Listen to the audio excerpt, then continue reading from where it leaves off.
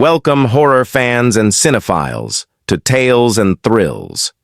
Tonight, we turn our attention to a film that arrived with big ambitions, loud legacy, and controversial baggage. Spiral, 2021, dissected in Dead Meat Podcast, episode 248. We're going to pull back the shadows, examine what works, what trips, and why this Saw chapter left many fans divided. Spiral emerges from the Saw universe not as a straight sequel, but as a twisted reinterpretation. It promises something fresh, new killers, new philosophy, and the same brutal moral games. Chris Rock takes center stage as Zeke Banks, a detective whose world becomes a maze of puzzles, bodies, and ethical decay. Samuel L. Jackson's Captain Angie Banks, his father, looms as a moral anchor. The film opens with promise, crime in the city, a rash of twisted murders that force its characters to confront corruption, guilt, and justice. But to understand what Spiral tries, and where it stumbles, we have to look at tone, structure, set pieces, and its relationship to the mythos. One of the biggest critiques raised in the Dead Meat Podcast is that Spiral feels like two competing movies. On one hand, a detective thriller about corruption. On the other, a Saw-style trap horror spectacle. Sometimes those gears mesh. Sometimes there's friction. The podcast's hosts begin by praising the cinematography. Gritty streets, neon rain, shadows hiding menace. There are moments of real dread. The first trap scenes deliver tension. The emergent threat of the killer who frames moral decay feels relevant. The puzzle boxes, the masked henchman, the twist reveal of the voice behind the mask, these are classic Saw tropes reassembled. Yet the film also ventures into territory that doesn't always land. Comedic relief that undercuts tension, characters whose arcs feel thin, and a sense that much of the plot is familiar, even predictable. One recurring point during the discussion is the theme of institutional corruption. Spiral doesn't shy from it. It tries to ask how deeply corrupt power systems can rot society, and whether revenge is a path to justice or simply perpetuation of violence. Chris Rock's Zeke Banks storyline, investigating internal affairs, the pressures of legacy, and doing right by a city that expects him to fail, these are compelling threads. But the film often sacrifices depth for spectacle. Then come the traps. Some land brilliantly, one involving a body in a car submerged in water, another with gruesome timing and clever mechanics. The tension in those scenes works because they're visceral. You feel the risk. But other trap scenes stretch plausibility or diminish impact by leaning too heavily into gore or shock. The film seems to struggle between creating suspense and chasing spectacle. In the podcast, James and Chelsea note that when Spiral restrains itself, it almost succeeds. When it unleashes, it becomes bombastic, losing the quiet dread that made earlier Saw entries terrifying. The villain voice, later revealed, becomes a focal point of critique.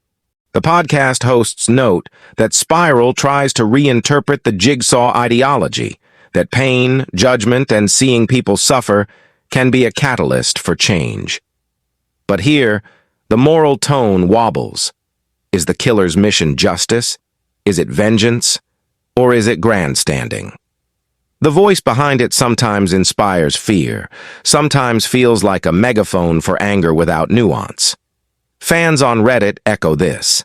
Some saying Spiral is mediocre Saw movie but a fun ride.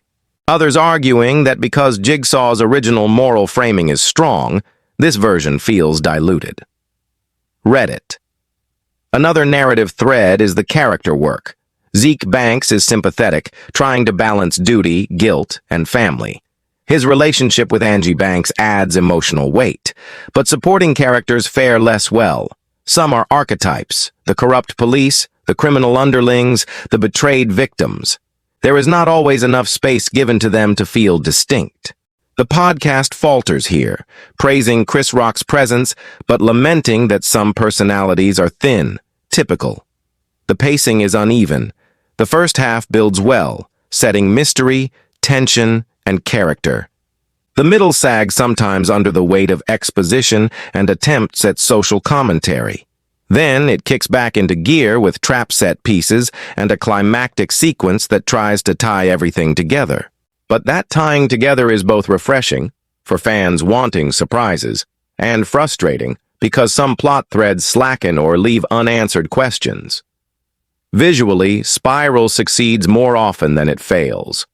The set design, rain-slicked asphalt, dark alleys, gritty police precincts, they ground the horror in something real.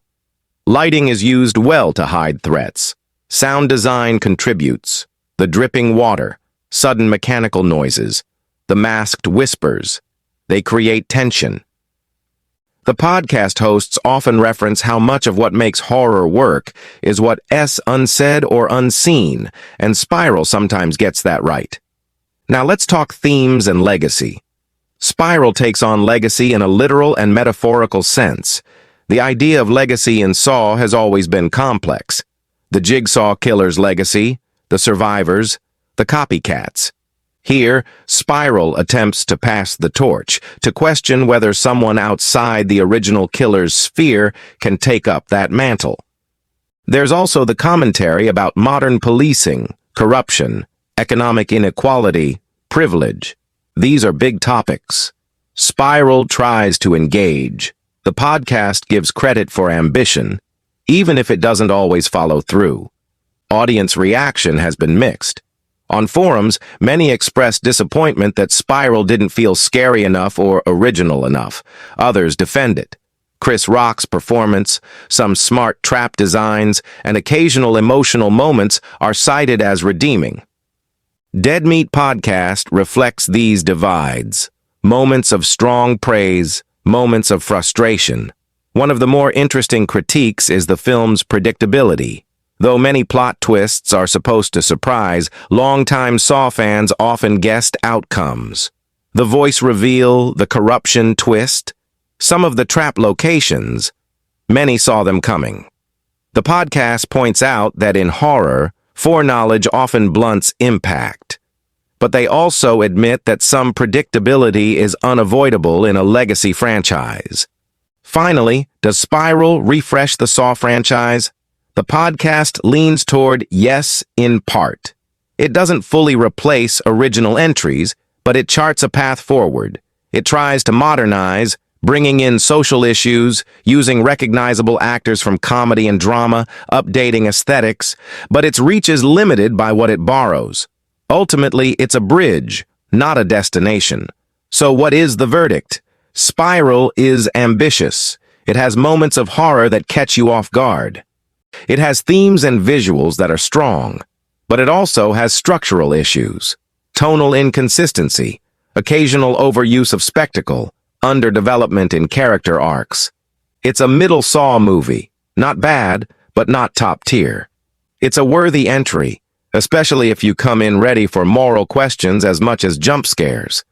If you survived all that, the real value in Spiral, 2021, is in the conversation it sparks, not only about its value or flaws, but about what Saw means in 2025, legacy, morality, and horror's capacity to reflect society. And that is perhaps Spiral's strongest achievement, making us think, not just scream. If I were to give it a final rating, I'd land it around 7/10 for effort, innovation, and flashes of horror greatness. Until next episode, keep your lights low and your curiosity high.